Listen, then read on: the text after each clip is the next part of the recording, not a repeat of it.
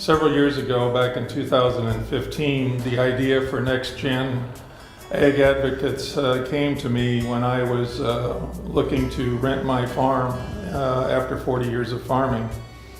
4 decades before that, renting a farm was quite simple. You went to the next door neighbor, you shook his hand, and that was how that usually came about.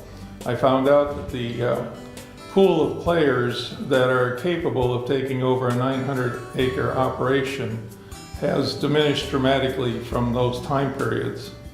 And it became apparent to me that the importance of finding the right person to take over this operation of mine came to the forefront. So in doing so, I had a couple of candidates and I researched them, and I ended up with a very, very fine operator who was capable of taking on my farm.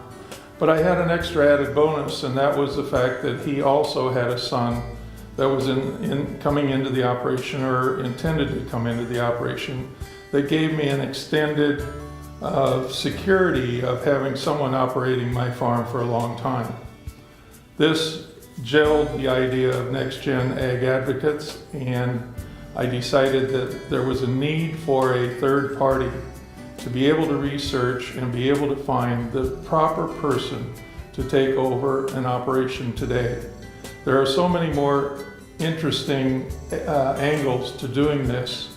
Government regulations, conservation, of course, a lot of things financially, absolutely, that needs to come into the equation. And a lot of times, without a third party asking those questions don't get asked.